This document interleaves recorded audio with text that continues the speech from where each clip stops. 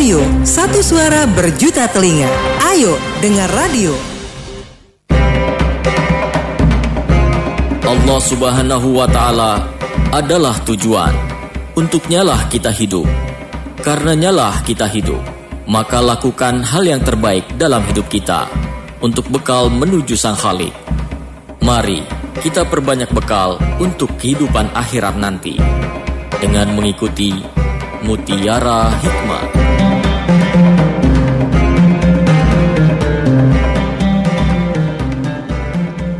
Bismillahirrahmanirrahim. Assalamualaikum warahmatullahi wabarakatuh.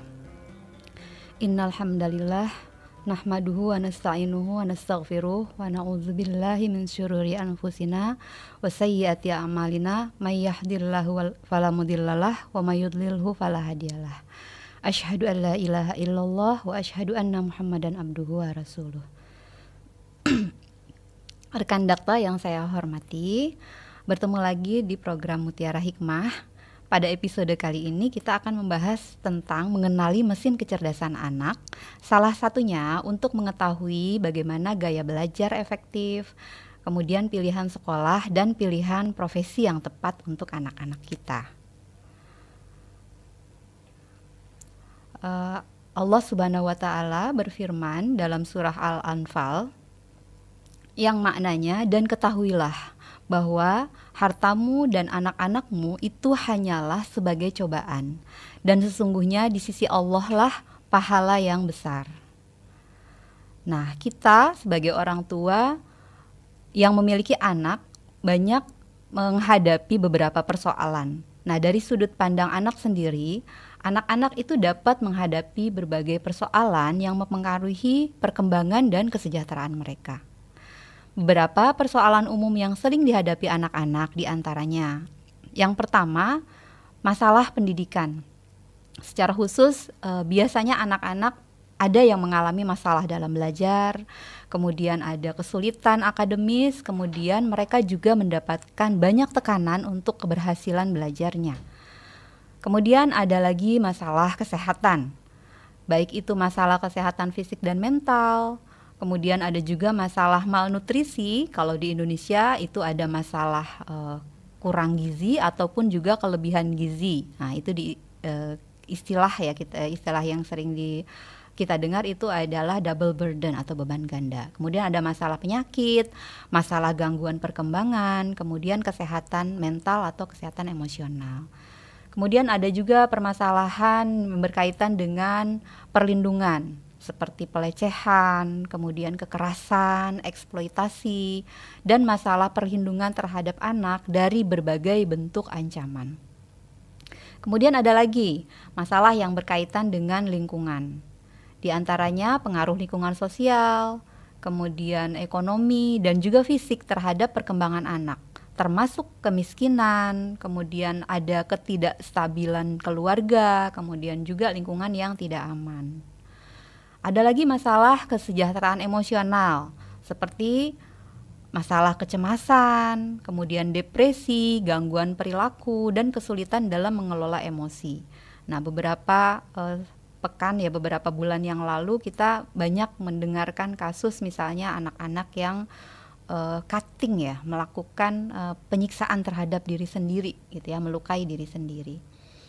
Kemudian ada juga permasalahan hubungan sosial, yaitu kesulitan dalam berinteraksi dengan teman sebaya.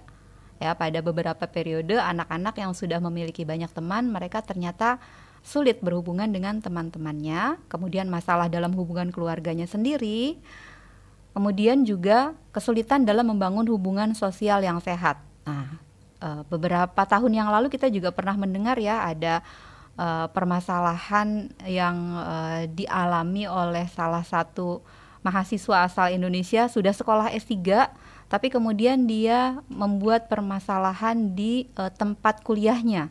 Jadi sebenarnya orang ini sudah dewasa tapi teridentifikasi sulit membangun hubungan sosial yang sehat, sehingga dia malah melakukan kekerasan terhadap lebih dari 150 atau bahkan ada beberapa sumber yang menyebutkan lebih dari 200 anak SMA ya, anak remaja di sekitar kampusnya itu. Dia melakukan kekerasan. Jadi ini luar biasa ya, catatan yang harus kita perhatikan, jangan sampai anak-anak kita nanti mengalami hal seperti itu. Kemudian ada juga masalah identitas dan perkembangan ya. Anak-anak kita pada saat tertentu itu mengalami kesulitan ketika dia mencari identitas atau jati diri. Kemudian hal itu mungkin dikaitkan dengan pertumbuhan fisik dan emosionalnya. Jadi mungkin dia mengalami beberapa perilaku perubahan. Kemudian bisa jadi itu proses yang dialami ketika masa pubertas. Kemudian tantangan dalam menghadapi perubahan dan perkembangan diri itu diperlukan identifikasi dan kemudian arahan gitu ya dari kita sebagai orang tua. Kemudian yang terakhir, permasalahan yang terkait teknologi dan media.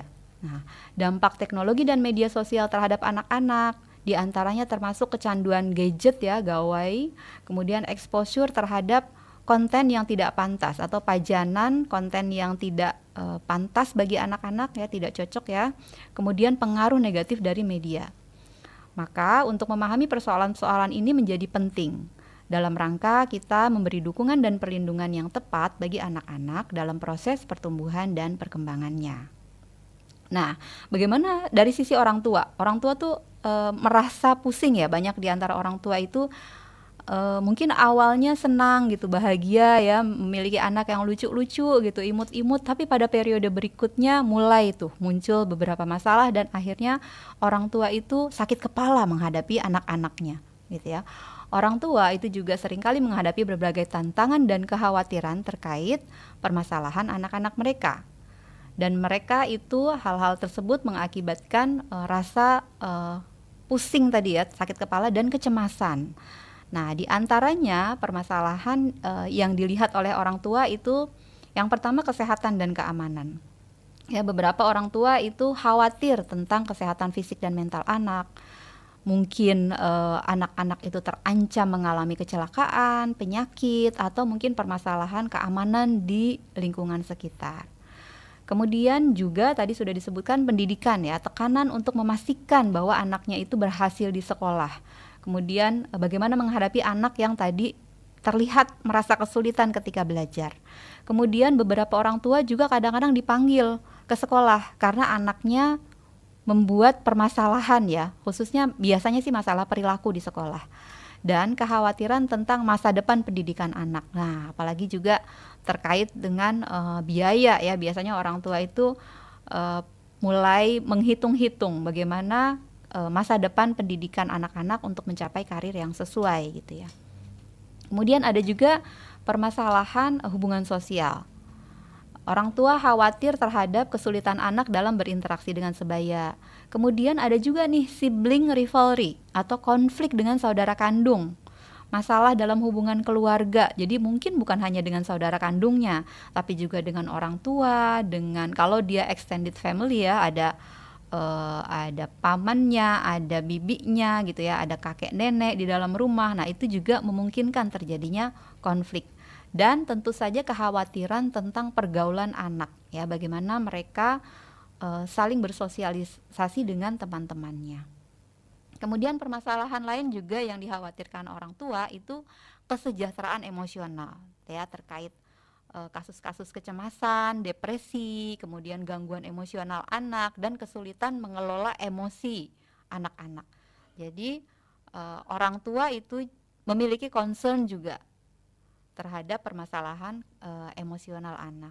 Kemudian tadi juga hal yang sama dirasakan orang tua terkait teknologi dan media.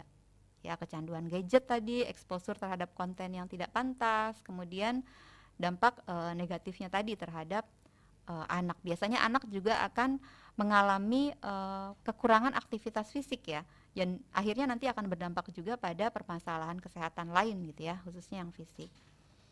Kemudian tadi perkembangan dan identitas juga dikhawatirkan oleh orang tua.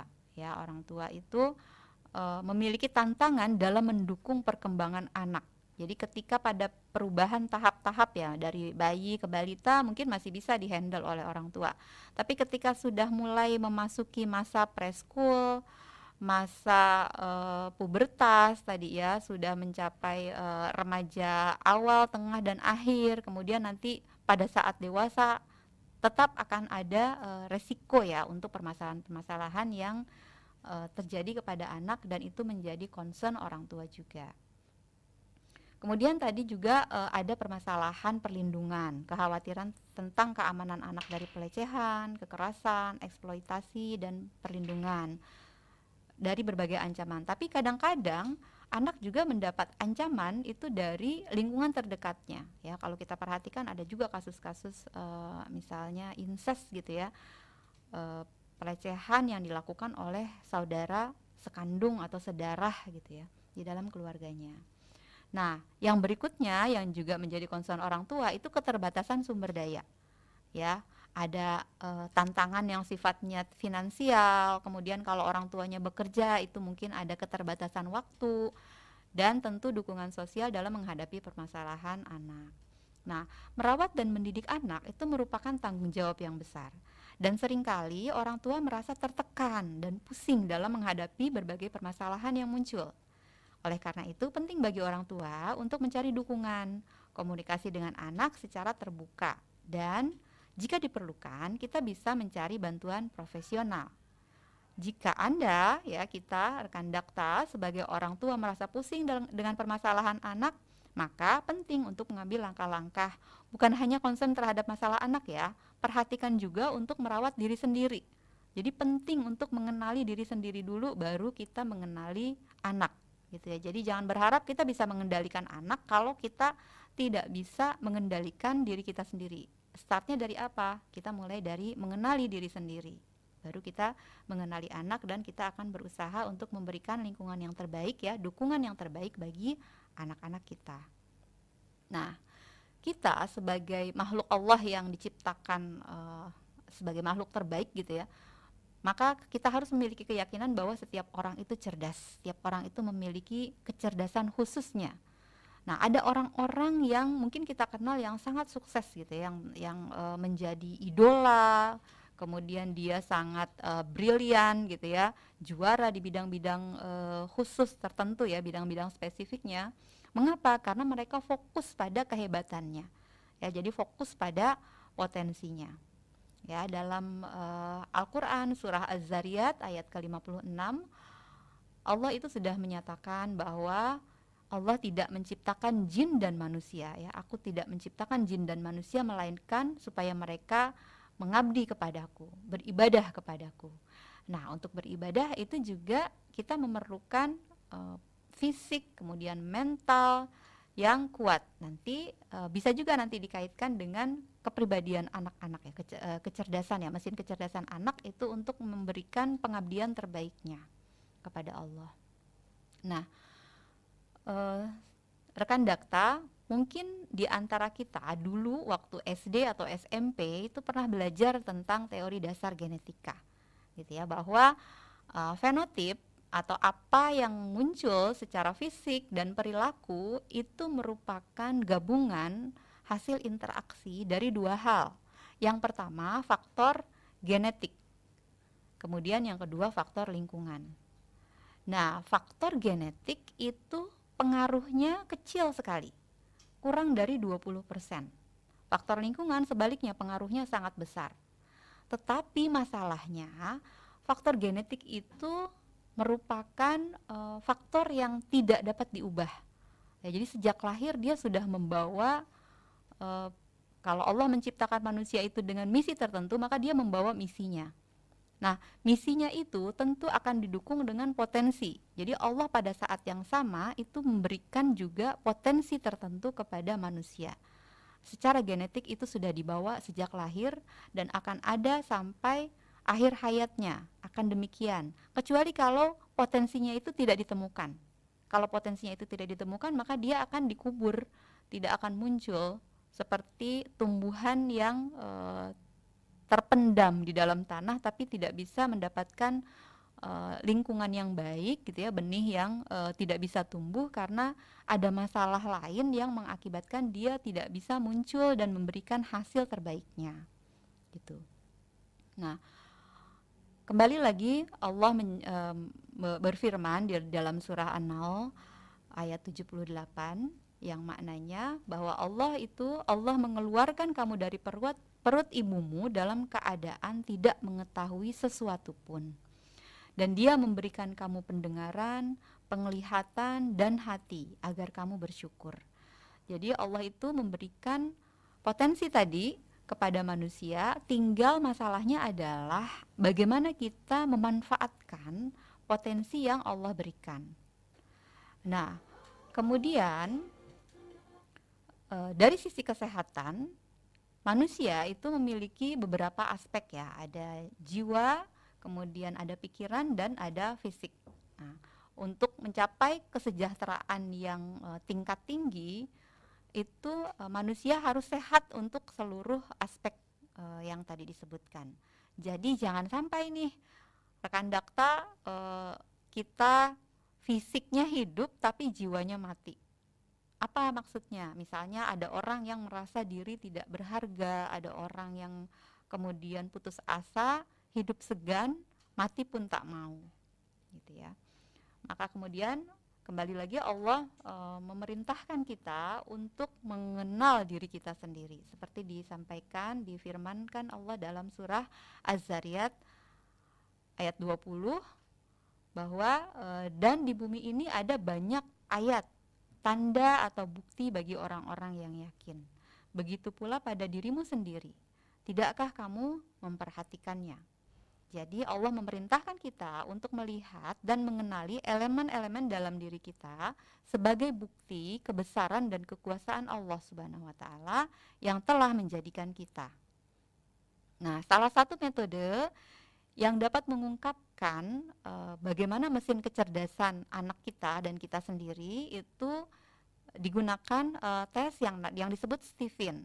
Nah, tes Stephen itu menjawab 2 pertanyaan, yaitu yang pertama, bagian atau belahan otak dominan yang nanti kita akan sebut sebagai mesin kecerdasan, dan yang kedua, lapisan otak dominan yang kemudian kita bisa sebut sebagai kemudi kecerdasannya atau drive kecerdasan. Nah, tes Stephen ini menguak jutaan informasi tentang seseorang. Nah, Stephen itu sebenarnya adalah akronim ya, kepanjangan dari S-nya itu sensing, kemudian T-nya thinking, kemudian I-nya intuiting, F-nya feeling, dan In-nya instinct, gitu ya. Orang dengan mesin kecerdasan sensing itu belahan otak dominan yang kerap digunakan itu bagian limbik sebelah kiri, bagian otak di belakang atau di yang di sebelah kiri. Itu ada yang disebut bagian otak, kadang-kadang kita menyebutkannya juga dengan otak mamalia, gitu ya, limbik sebelah kiri. Kemudian yang thinking itu neokorteks. Neokorteks itu di bagian depan, ya, di bagian depan sebelah kiri. Nah, kadang-kadang kita menyebutnya sebagai otak berpikir, gitu ya, otak manusia, gitu ya. Ini adalah bagian otak yang membedakan manusia dengan makhluk yang lain, karena ada bagian otak yang neokorteks tadi. Gitu ya. Jadi dia memiliki kemampuan untuk berpikir, ya, makanya disebut manusia sebagai makhluk yang berakal, gitu ya. Nah, orang yang paling dominan belahan otak yang sering digunakan itu adalah neokorteks kiri, maka dia digolongkan sebagai orang dengan mesin kecerdasan thinking. Nah, yang sebelah kanan sama neokorteks juga itu disebut sebagai orang intuiting. Kemudian yang limbik kanan, yang bagian otak mamalia tadi ya, otak perasanya di bagian kanan itu disebut sebagai mesin kecerdasan feeling. Kemudian ada satu lagi bagian otak yang disebut midbrain atau otak tengah. Nah, itu bentuknya atau ukurannya lebih kecil dari bagian-bagian yang lain ya, belahan otak yang lain, dan posisinya itu berdiri di tengah. Jadi sebenarnya orang yang memiliki belahan otak dominan otak yang tengah ini tadi ya, midbrain atau hindbrain tadi itu punya kecenderungan untuk sangat religius ya, paling religius dibandingkan dengan mesin kecerdasan yang lain. Nah, yang terakhir ini disebut mesin kecerdasan insting, gitu ya. Nah, ketika kita sudah melakukan tes Stephen tadi, maka kita bisa melihat bahwa anak-anak kita itu memiliki ciri ya, kekhasan dalam kehidupan sehari-hari. Anak yang anak sensing itu biasanya dia rajin ya, ulet gitu ya. Kalau dia akan melakukan sesuatu, dia akan konsisten melakukan hal itu, sesuatu yang dia senangi. Kemudian anak thinking itu biasanya sehari-hari itu pandai, dia pintar ya. Kalau dia tidak pintar, berarti ada dua kemungkinan. Yang pertama, dia tidak mengetahui potensinya. Yang kedua, lingkungannya toksik, lingkungannya tidak mendukung. Jadi nanti kalau kita sudah tes, kemudian kelihatan hasilnya nih, terus merasa bahwa kok enggak ya, tidak seperti yang dipikirkan gitu. Nah, makanya jangan pakai ilmu kira-kira ya, harus dites betul dan kemudian memberikan lingkungan yang sesuai. Kita yang perlu memodifikasi lingkungan buat anak-anak kita gitu. Nah, bagaimana dengan yang intuiting? Anak intuiting itu kelihatan kreatif dalam kehidupan sehari-hari. Kemudian anak feeling itu paling empatik, ya, paling baik hati ya, paling pengertian terhadap orang lain. Dan kemudian yang insting itu anak yang serba bisa. Jadi kalau diminta apapun, insya Allah dia punya potensi untuk bisa melakukan itu. Nah, kemudian bagaimana dengan cara belajarnya? Nah, rekan dakta, perhatikan kalau anak-anak, ini mungkin kalau rekan dakta sudah ada yang memeriksa ya, sudah pernah ngetes Steven tadi, bisa langsung diterapkan ya. Untuk anak yang sensing, itu biasanya dia belajar dengan cara menghafal. Karena kekuatannya itu ada di memorinya, salah satunya.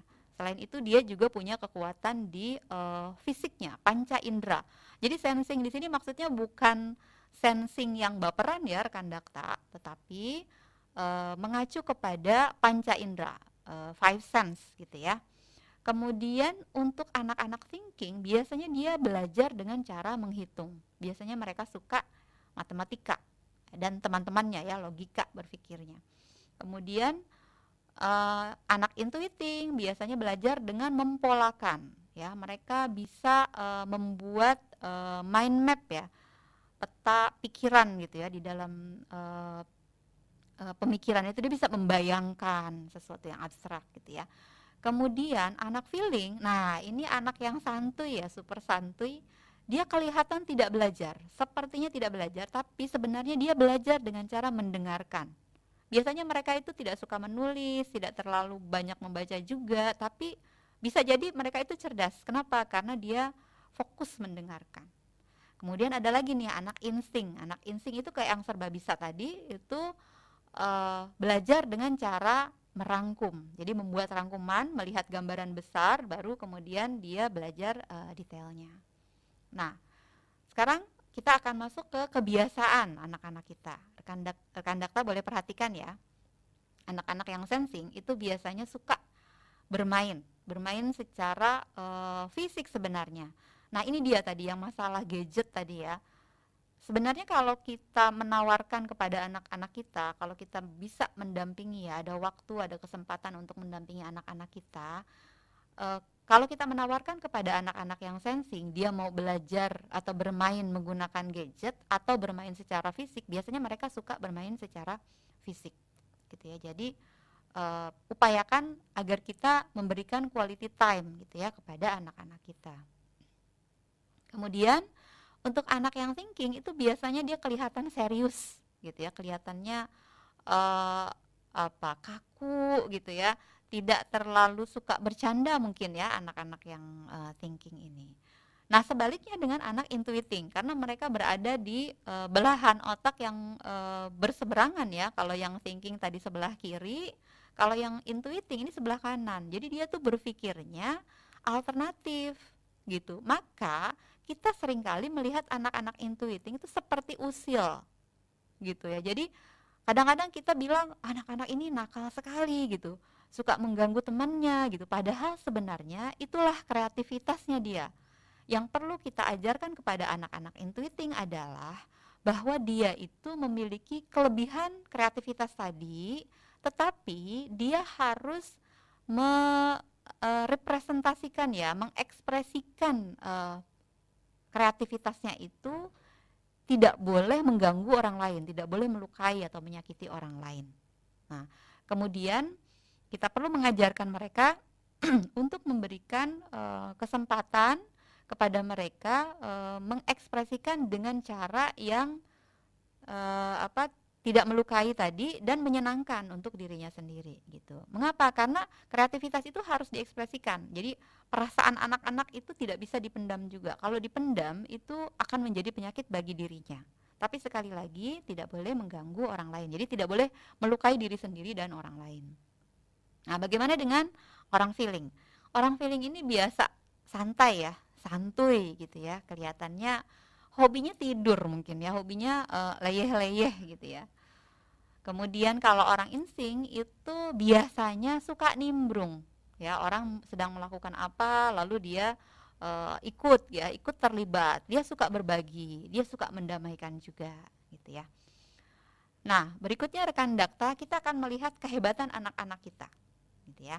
Anak-anak kita yang sensing itu dia biasanya punya kehebatan di ototnya ya, jadi generasi yang ototnya kuat itu biasanya anak sensing. Secara fisik juga mereka kelihatan paling proporsional gitu ya. Kalau dilihat tipologi tubuhnya itu paling simetris gitu ya, paling enak dipandang. Itu anak-anak sensing biasanya. Kemudian kalau anak thinking itu hebat dari sisi logikanya. Jadi mereka itu jago menganalisis, bahkan mungkin dia bisa merencanakan ya, membuat strategi. Anak-anak thinking ini biasanya kalau kita ajak misalnya ke suatu tempat, dia akan bertanya kemana secara detail, terus apa yang akan dilakukan di sana gitu ya, terus berapa lama, pulang jam berapa gitu ya, ketemu dengan siapa saja. Kadang-kadang sampai sedetail itu anak-anak thinking ya, karena mereka ingin efisien ya dan efektif juga.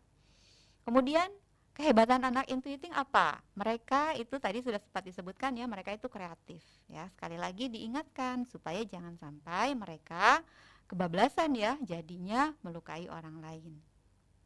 Nah, kemudian kehebatan orang feeling itu adalah mereka jago komunikasi. Jadi kalau kelihatan nih anak kita itu ingin mengekspresikan dengan kata-kata, ya berikan dia ruang untuk menyampaikannya gitu ya, untuk mengekspresikannya. Biasanya mereka itu punya kemampuan kecerdasannya itu ada dua, kecerdasan sosial dan kecerdasan emosional. Nah, kehebatan anak insting apa? Nah, tadi sudah sempat disebutkan, yaitu mereka biasanya serba bisa ya. Kemudian kita beralih ke fokus. Nah, rekan Dakta yang punya anak-anak sensing itu mereka fokus pada visualisasi. Jadi tadi ya, selain mereka belajar dengan cara mengumpulkan banyak referensi gitu ya, dengan menghafal karena memorinya kuat, mereka juga perlu lebih mereka sangat visual gitu ya, lebih banyak mendapatkan informasi dalam proses pembelajaran atau stimulasi yang bentuknya bisa nyata atau visual gitu ya. Kemudian orang thinking itu fokus pada pelajarannya ya, jadi konten pembelajarannya itu dia bisa fokus sekali, dan biasanya mereka itu cara belajarnya itu maunya tuh dalam lingkungan yang sepi gitu ya, tidak suka kalau ada suara-suara yang mengganggu ya, mereka terdistract. Kemudian anak intuiting itu fokus pada imajinasinya. Jadi kita bisa memberikan kesempatan kepada anak-anak yang intuiting itu untuk mengkreasikan apa yang dia imajinasikan gitu ya. Kalau misalnya mereka mau menuliskan atau mereka mau mengekspresikan dengan mungkin lagu misalnya gitu ya, puisi misalnya gitu ya, mereka biasanya chemistry-nya itu kata-kata ya, jadi mungkin dia akan pandai membuat kata-kata indah gitu ya. Kemudian orang feeling itu fokus pada persahabatan. Orang feeling ini sangat people oriented ya, jadi mereka itu mungkin tidak fokus pada benda ya, tidak mengharapkan hadiah, tidak terlalu menginginkan uang ya, walaupun secara manusiawi kita punya kebutuhan dasar ya. Secara biologis ada kebutuhan dasar yang harus kita penuhi, tetapi orang feeling ini fokusnya kepada manusia. Jadi dia suka kepada membangun jejaring gitu ya, bersahabat dengan siapapun. Biasanya mereka punya teman dari kalangan manapun gitu ya. Kemudian insting itu fokus pada perannya ya, dia sebagai apa.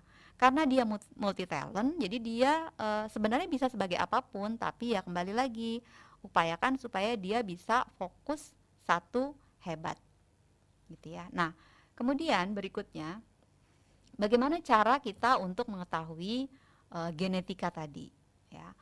Nah, ada beberapa cara untuk mengetahui bagaimana susunan gen kita ya, atau karakteristik gen kita. Yang pertama, kita bisa melakukan tes DNA. Nah, mungkin rekan Dakta ada yang pernah melakukan gitu ya, pernah cari-cari tahu berapa biayanya ya, lumayan juga. Ada juga yang menggunakan cara kedua dengan tes retina mata. Jadi dilihat dari mata gitu ya, di scan retina matanya. Kemudian ada cara ketiga, yaitu dengan tes sidik jari. Jadi menggunakan sidik jari.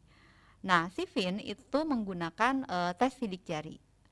Kelihatannya sederhana ya, cuma diukur titik-titik dan garis-garis tidak terputus dari setiap jari. Kalau ada 10 ya, semakin lengkap semakin bagus. Kemudian nanti akan dilihat jari mana yang dominan. Nah, sidik jari yang dominan itu merepresentasikan sistem operasi di otak kita. Atau tadi kita menggunakan istilah mesin kecerdasan ya. Kalau ibarat komputer itu operating sistemnya. Ya, jadi kalau orang punya laptop dia pakai Windows misalnya ya.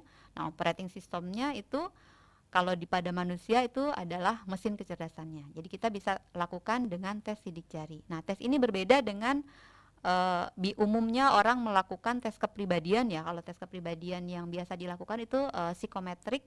Jadi mengisi instrumen yang dinilai berdasarkan persepsi ya. Kadang-kadang kita bingung juga mengisinya gitu ya.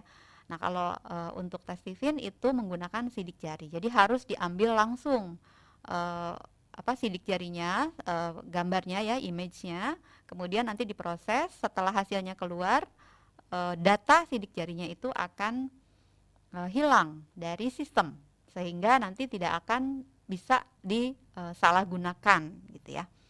Nah, berapa lama tes ini bisa dilakukan? Kalau tadi tes DNA melalui laboratorium, kemudian tes retina gitu ya dengan biaya-biaya tertentu, itu kadang-kadang harus dilakukan di tempat tertentu ya, di laboratorium. Maka tes Sifin dengan scan 10 sidik jari itu menggunakan software ya, ada aplikasinya berbasis dermatographic gitu ya. Jadi melihat gambaran guratan gitu ya yang tergambar dari sidik jari orang yang kita tes. Kemudian sistem kerja syaraf otak itu akan terdeteksi, yang merupakan cerminan kepribadian seseorang dari hasil tes tadi. Nah, itu nanti akan keluar hasilnya yang seperti tadi ya, sensing, thinking, apakah mungkin intuiting, feeling, atau juga insting. Nah, kemudian kenapa sih kita perlu kita ya sebagai orang tua dan anak-anak itu perlu tes Sifin gitu. Yang pertama, kita ingin mengenali cara belajar yang tepat gitu ya. Sebagai orang tua kita juga tetap dalam proses belajar ya setiap saat sampai kita masuk ke liang lahat, itu kita masih menjadi makhluk pembelajar gitu ya. Jadi pada saat yang sama kita bisa mempelajari diri kita dan kemudian juga mengenali bagaimana cara belajar yang tepat untuk anak-anak kita. Nah, kemudian setelah kita tahu cara belajar yang tepat, kita bisa memilih ya, bisa menentukan sekolah atau jurusan yang tepat untuk anak-anak kita gitu ya.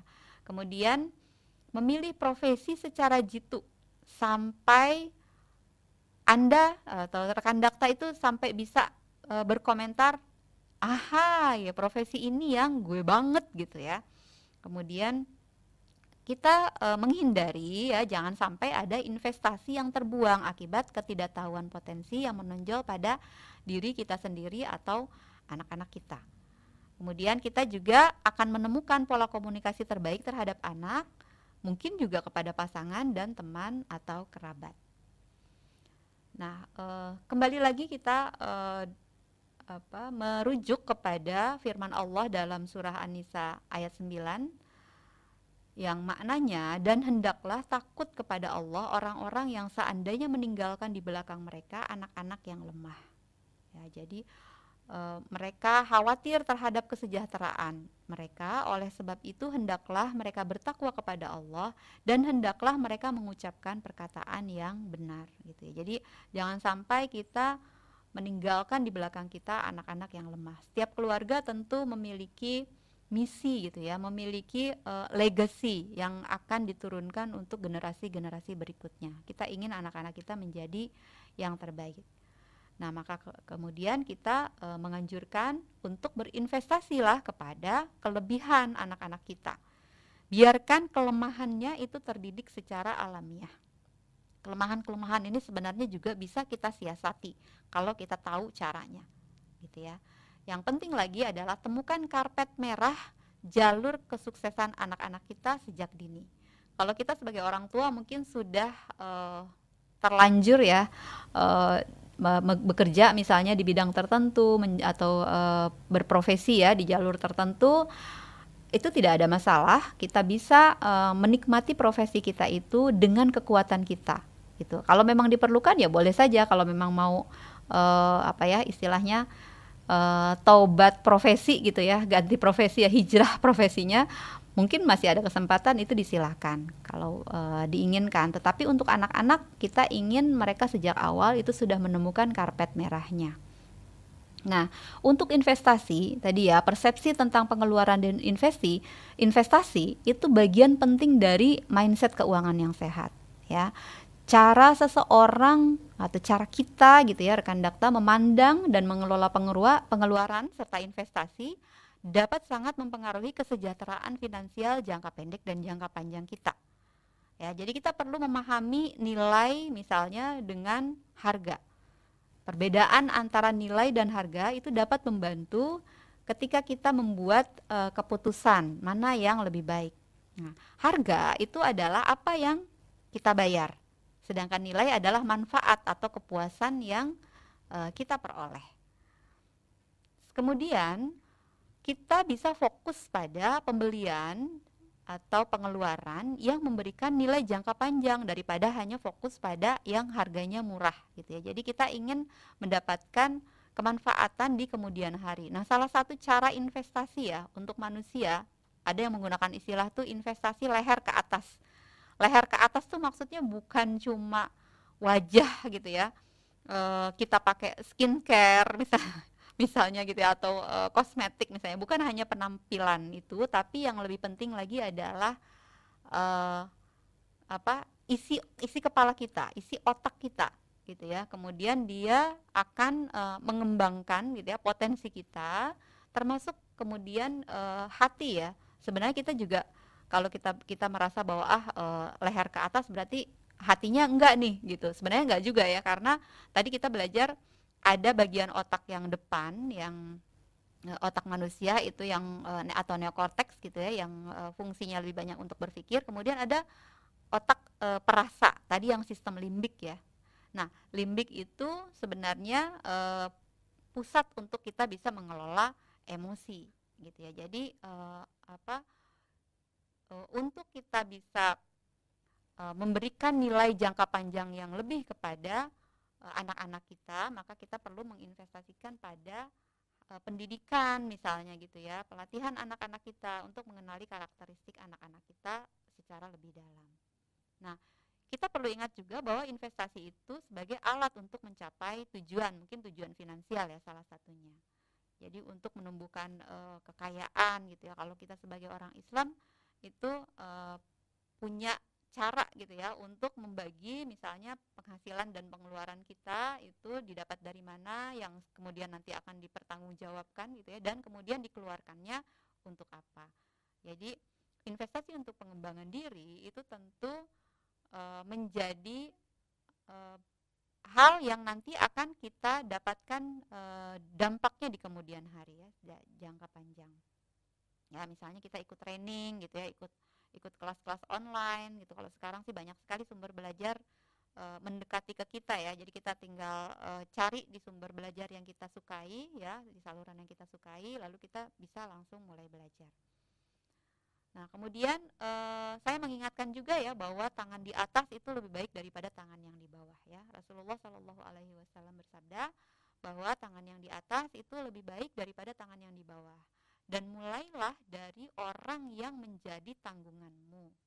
Dan sebaik-baik sedekah adalah yang dikeluarkan dari orang yang tidak membutuhkannya. Barang siapa menjaga kehormatan dirinya, maka Allah akan menjaganya, dan barang siapa merasa cukup, maka Allah akan memberikan kecukupan kepadanya. Hadis riwayat Bukhari dan Muslim. Nah, sebagai penutup, Stephen itu memudahkan. Jadi mengenal diri, ini salah satu quotes dari Sayyidina Ali bin Abi Thalib radhiyallahu anhu, itu menyatakan bahwa mengenal diri itu memerlukan perjuangan yang berat. Namun hasilnya maka kita akan mampu mengenal Tuhannya, kemudian dirahmati Allah dan pasti survive, tidak binasa. Gitu. Jadi kita ingin anak-anak kita itu jaya ya pada masanya, tidak binasa, kemudian mendapatkan kasih sayang dari Allah gitu ya, rahmat Allah, dan mengenali dirinya serta Tuhannya. Baik rekan dakta, demikian yang saya sampaikan dalam kesempatan Mutiara Hikmah kali ini. Sampai bertemu pada Mutiara Hikmah berikutnya. Nasrum minallah wa fathun qarib wa basyiril mu'minin. Wassalamualaikum warahmatullahi wabarakatuh.